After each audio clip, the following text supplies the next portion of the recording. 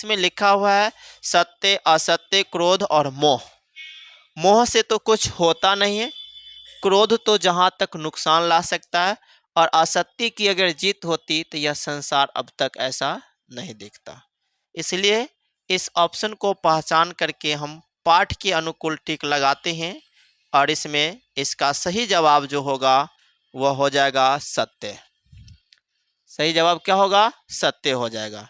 यानी कि फिर से समझिए, किसकी जय होती है? जय कहने का मतलब जीत।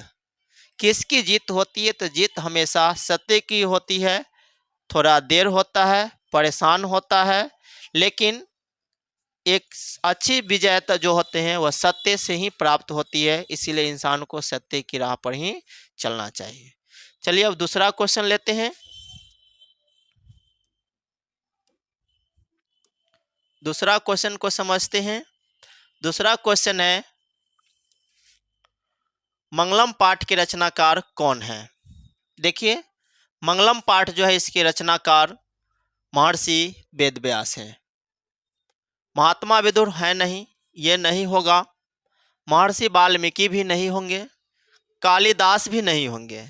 इसमें ऑप्शन को पहले हम नेगेटिव सोच के छांटे, फिर जो पॉजिटिव बचता है उसका डिस्कशन कर लेते हैं। इस हिसाब से अगर हम बनाना कोशिश करें तो हम क्वेश्चन को आसानी से समझ के बना सकते हैं। देखिए, दूसरा क्वेश्चन, मंगलम पाठ के रचनाकार महर्षि वेदव्यास है। इसे अगला क्वेश्चन देखते हैं। तीसरा क्वेश्चन जो है वह क्या है, समझिए। तीसरा क्वेश्चन समझते हैं। इसमें तीसरा क्वेश्चन का नाम है, मंगलम पाठ में कितने मंत्र संकलित हैं? मंगलम पाठ जो है इसमें कितने मंत्र संकलित हैं?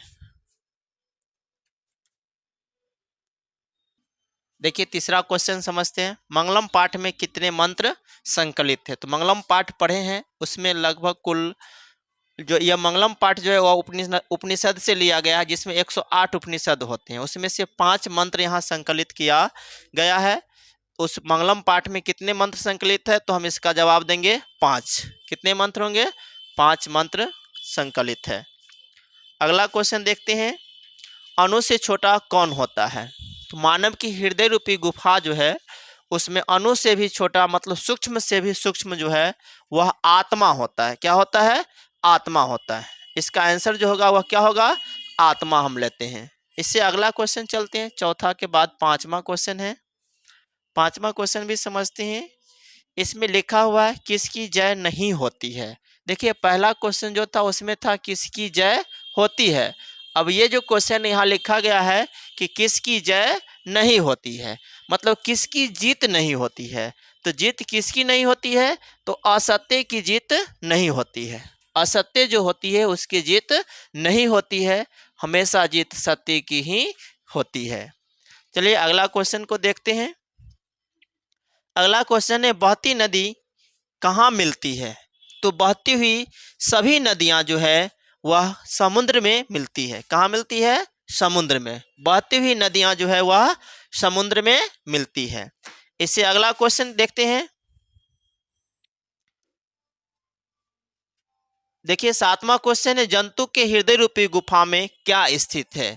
तो जंतु जो है उसके हृदय रूपी गुफा के अंदर जो होता है वह आत्मा होता है। उसे तत्व कहा गया है। यह सूक्ष्म से सूक्ष्म होता है और विशाल से भी विशाल होता है। तो यहाँ पर जंतु के हृदय रूपी गुफा में तत्व स्थित है। कोई दिक्कत? अब अगला क्वेश्चन लेते हैं। इसमें 8वां क्वेश्चन है, ब्रह्मा को प्राप्त करने के विषय में बताया गया है। तो ब्रह्मा को प्राप्त करने के विषय में जो बताया गया है उसमें उपनिषद जो लिया गया था, कठोपनिषद है, ईशावास्य उपनिषद है, श्वेताश्वतर उपनिषद है, मुंडको उपनिषद है। तो इसका सही जवाब जो होगा वह मुंडको उपनिषद होगा। मुंडको उपनिषद हो जाएगा।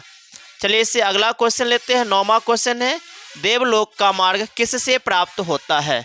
तो देवलोक का मार्ग जो होता है, देखिए क्वेश्चन है देवलोक का मार्ग किससे प्राप्त होता है? तो देवलोक की मार्ग प्राप्त करने के लिए जो है वह सत्य का ही सहारा लिया जाता है। इसीलिए इसका सही आंसर सत्य होगा। चलिए अगला क्वेश्चन देखते हैं। सत्यम से क्या प्राप्त होता है? तो देखिए सत्यन से क्या प्राप्त होता है, तो सत्य से अभी क्वेश्चन जो पढ़े उसके ठीक विपरीत क्वेश्चन आ गया है। सत्य से क्या प्राप्त होता है, तो सत्य से देवलोक प्राप्त होता है। सत्य से देवलोक की प्राप्ति